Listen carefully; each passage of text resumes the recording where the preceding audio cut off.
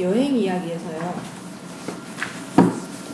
여행에서 이분이 미용실 그 사장님 가게에서 막 떼쓰시잖아요.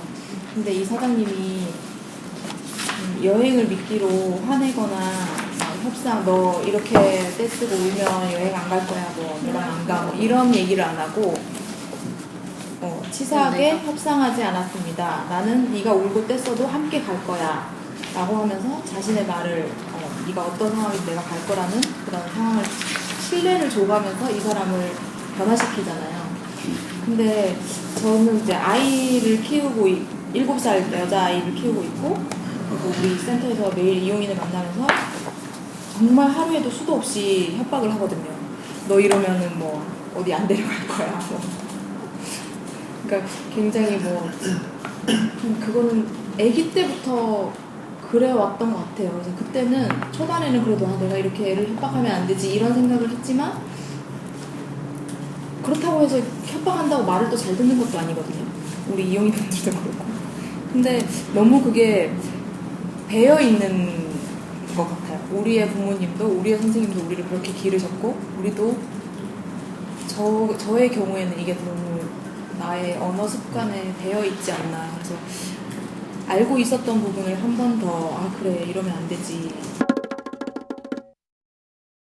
그 협박과 관련해서 저희도 사실 식사나 막 이런 것들에 있어서도 점심을 잘 안 먹고 편식을 하면 이게 점심에 편식하면 간식을 좀 적게 주고 뭔가 그러니까 점심 편식하면 간식 못 먹어요 이런 걸로 뭔가 이렇게 나름 타협과 강요는 되게 한 끗 차이인데 그거를 강요라 생각하지 않고 타협이라 생각하고 그냥 계속 권유, 타협 나는 권유하고 타협하는 거야 이렇게 생각해서 그래도 이거 편식하지 않고 잘 먹으면 이따가 간식 줄게요 이따가 간식 제일 먼저 줄게요 뭐 이런 식의 말들을 너무 아무렇지 않게 했었던 거예요. 그래서 이 책을 보면서도 그렇고 그 전에도 저희가 처음에 여기에서 이야기 나눴을 때도 안 먹고 싶으면 안 먹는 거죠. 윤성 팀장님이 그렇게 얘기하셔서 저희는 그때 되게 나름 충격이었거든요.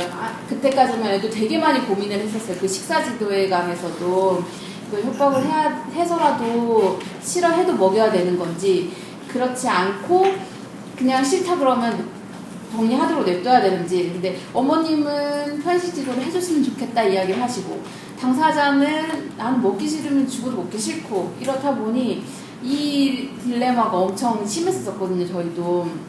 근데 저희 모임을 작년에 갖고 나서 저희도 쿨하게 권유는 하지만 한번 먹어봐요. 정말 잘 먹을 수 있어요. 화이팅!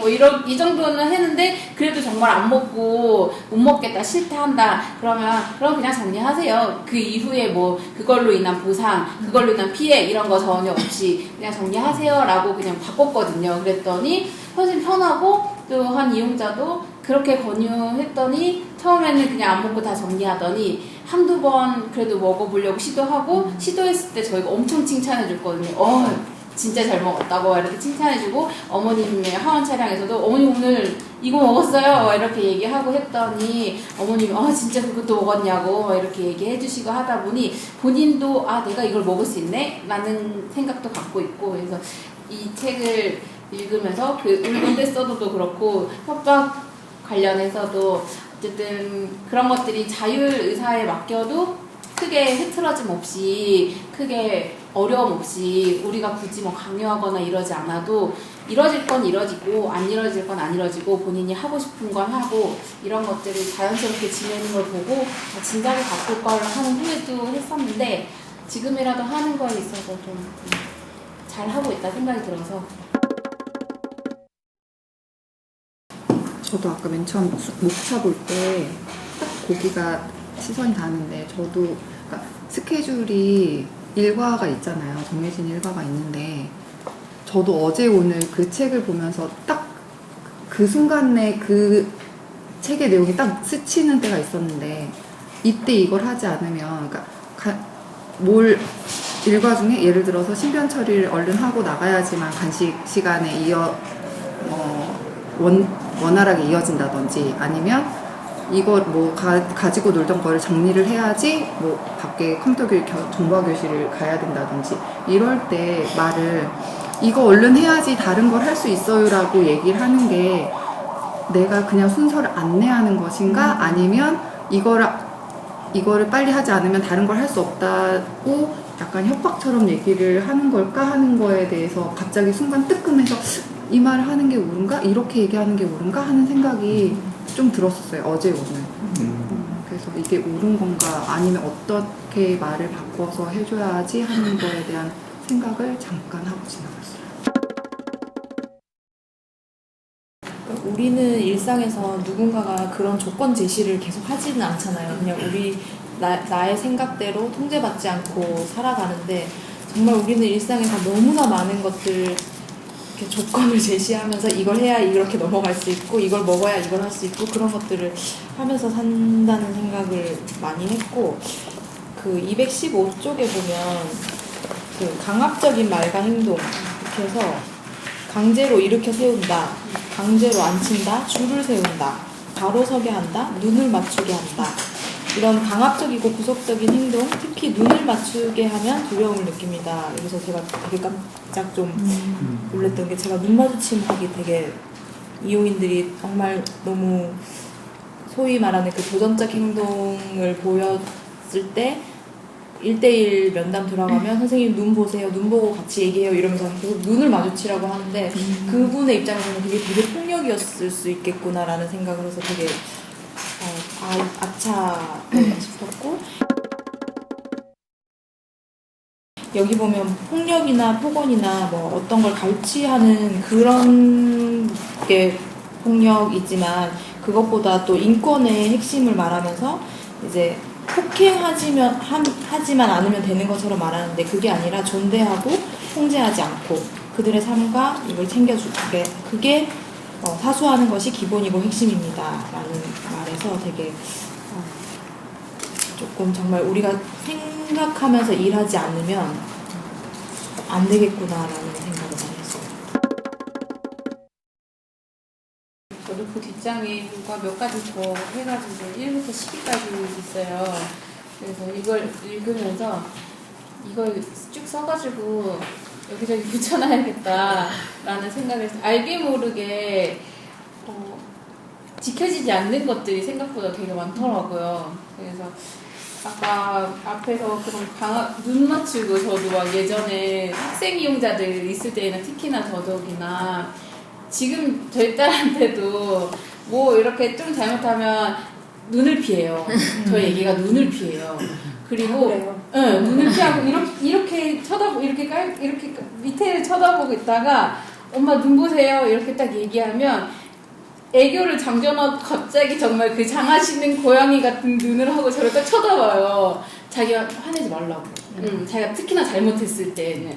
그래서 뭔가 저도 여기 부분을 보면서 이게 되게 상대한테는 그러니까 되게 정말 두려울 수도 있는 행동이고 내가 한마디 내 눈 봐 이 한마디가 되게 두려움의 대상일 수도 있겠어요. 그래서 예전에 어렸을 때 학생 이용자 한 명이 눈 마주치는 걸 되게 무서워했어요. 그래서 뭔가 이야기를 할 때 근데 눈을 안 마주치고 이야기를 하면 내 얘기에 집중을 안 하는 것 같은 거예요. 그래서 뭔가 저는 더 정확하게 한 번에 딱 이야기해서 서로 소통한다는 생각으로 눈 보고 이야기하자 했는데 눈을 딱 마주쳤는데 눈물이 뚝 떨어지는 거예요. 저랑 눈을 제가 한마디도 하지도 않았는데 자기가 이미 잘못을 하고 온 상황이었고 저는 거기에 있어서 저랑 눈 마주치고 얘기해요. 딱 했는데 눈을 딱 들자마자 눈물이 뚝 떨어지는 거예요. 그래서 뭔가 여기 부분 읽으면서 저도 그 이용자가 되게 스쳐 지나가고 저희 딸이 스쳐 지나가고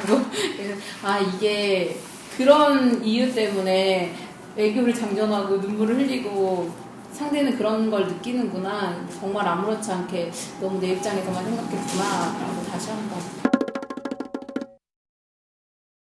근데 여기에 이제 통제하지 않고라는 게 있는데 저는 좀 딜레마가 저희 같은 경우는 뇌병변 장애인분들이 주 대상이시지만 지적장애인 두 분이 계시거든요. 근데 같이 있다 보니까 공생하기 위해서 지적장애인분들을 많이 통제해야 돼요.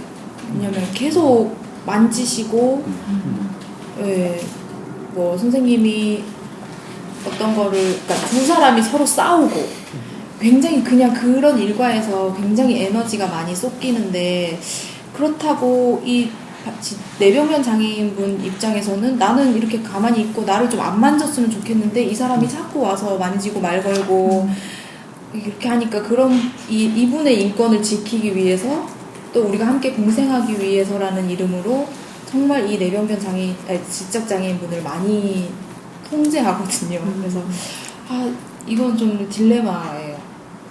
공생하기 위해서는 안 할 수가 없는데 그래서 저희가 나름 또 하는 것이 그분한테 과제를 주는 것. 그래서 지적장애인분이 자신의 그러니까 다른 사람에게 굉장히 관심이 많으시거든요. 그래서 이런 관심보다는 좀 자기 자신의 활동을 할 수 있게 이분이 좋아하는 활동. 우리가 정말 좀 위험한 일도 있었고 위험한 그런 시간들이 좀 있잖아요. 예를 들어 선생님들이 되게 바쁜 시간, 식사 준비를 한다든지 뭐 이용인분들이 화장실을 많이 간다든지 뭐 그런 시간대가 있으면 그런 시간대에 미리 이렇게 접촉점을 약간 차단하는 거죠. 그래서 차단이라기보다는 분리해서 그분이 그 시간에는 사무실에 들어와서 유튜브 보시는 거 좋아하시거든요. 유튜브로 음악 듣기 이렇게 해드리고. 근데 또 이걸 하다 보니까 뇌병변 장애인분들하고 부딪히는 문제는 훨씬 좋아졌는데 이 미디어 노출에서 오는 그런 신경질을 내는 것들 아니면 여기에 너무 집착하시는 부분들 이런 문제가 또 2차, 3차가 나더라고요. 이건 좀 딜레마예요. 저희 통제를 안 하는 건 너무 어려운 것 같아요. 일단 안전이 들어가는 부분은 통제를 안 할 수가 없어요. 그러니까요. 그 사고라는 부분에 대해서도 한 분이 돌아가셨잖아요. 마지막에 이분이 뇌성마비 분이신 것 같아요. 근데 정말 이럴 수 있을까? 가족이 근데 저는 상상해봤어요. 우리 센터에서 만약에 우리 이용인 중에 누가 어떻게 될까 센터가 네 그런 상상을 하면서 되게 아찔하다고 해야 되나? 근데 실제로 저희는 예전에 다른 옆 주간보호센터에 이용인이 이렇게 사망하셔서 우리 어머님들이 다 아는 분들이니까 그 문상은 갔다 왔다고 하면서 말씀을 하시는데 얘기를 들어보니까 명절에 가족들이랑 같이 있다가 갑자기 숨이 멎어서 보니까 이제 기도에 음식이 계속 쌓였던 거예요. 이분이 먹는 걸 되게 좋아하시는데 근데 우리는 얼마든지 우리 뇌병변 쪽에서는 일어날 수 있는 사고잖아요. 근데 제가 그 소식을 듣고 되게 그분이 돌아가신 거 굉장히 안타까운데 한편으로 평일날 센터에서 안 그래서 참 생각이 들었거든요. 근데 이 수긴 씨 이야기를 보면서 도대체 어떻게 하면 부모님이 그렇게 하실 수 있는 것인가. 저희로서는 좀 상상이 안 되는. 무슨 얘기를 이제 그 전에도 이제 뭔가 일이 있어서 통화를 하면 엄마가 얘기하시는 건 센터가 아니라 차라리 집에서 그래서 다행이다. 그러게요. 어차피 일어날 일이었는데, 그러니까 치아가 예를 들어 흔들리다 빠졌는데 센터에서 그랬으면 사고처럼 보여지잖아요. 어차피 빠질 일이었다고 치면. 그래서 그런 얘기를 이렇게 들었더니 엄마도 그런 얘기를 하시더라고요. 이게 만약에 당연히 일어날 일이었는데 시간대가 센터였으면 그거에 대한 약간 뭐 책임? 추궁? 뭐 이런 게 당신 마음도 집에서 그랬으니까 다행이고 당연히 일어날 일이었지만 그건 예측할 수 없는 일이잖아요. 그러니까 센터의 잘못을 묻지 않았을 것이다 라는 말을 안 하시더라고요. 그러니까 그 모든 사건이 정말 다행이다 라고 근데 하셨어요. 바꿔 생각하면 저도 제 아이가 어린이집 가서 팔 빠져온 적도 있고 친구한테 깨물려서 귀가 진짜 성형을 해야 될 정도로 막 이렇게 된 적도 있었거든요. 근데 저는 이런 현장에 있는 사람이니까 그런 말을 쉽게 못 하겠더라고요. 선생님들이 얼마나 힘들고 애쓰시는 걸 알기 때문에 그냥 선생님이 너무 죄송하다고 하는데 괜찮다고 그럴 수 있다고 그냥 그러고 넘겼거든요. 근데 정말 되게 이런 생명 아니면 정말 뭐 뼈가 부러졌다든지 막 그런 일이 큰 일이 나면 저 역시도 선생님들한테 자세하게 묻고 혹시 뭐 CCTV가 있으면 보자고 요청할 수도 있을 것 같고 저 역시도 그럴 것 같은데 이런 두터운 신뢰를 어떻게 쌓느냐 하는 것은 이제 평소에 기관의 여기서 나오잖아요. 그 부모님이 기관의 가치를 잘 이렇게 알아주신 것 같다고. 근데 그걸 어떻게 하느냐, 네, 그게 고민이죠. 그래서 이런 부분은 차마 말을 못 하겠더라고요, 저는. 뜻세워 일하다가 그로 인해서 고난과 시련이 있어도 인내하면 달게 받으시면 어떻겠냐고 라고 할 수가 없잖아요. 내가 갖는 게 아닌데 그걸. 그러니까 안전과 관련된 부분과 관련해서 우리가 조금 더 그래도 해봅시다 라는 말을 저는 차마 못 하겠고, 제가 감당하는 거면 제가 말하면 되나 남한테 감당하라고 이야기하는 건 저는 참아 못하겠고, 그러니까 안전과 관련된 거는 보수적으로, 방어적으로 할 수밖에 없고, 방어적으로 하는 부분과까지 건드리면 예, 너무 저 입장에서는 가혹해 보여서 이 부분을 읽으면서는 성직자나 하겠다 뭐 이런 생각. 그리고 사회사업을 거의 신앙처럼 자기 삶의 철학으로 받아들이시는 분 정도가 되어야 하지 않겠는가 이 생각도 있어요. 근데 또 이렇게 하니까 보이지 않겠어요, 평상시에?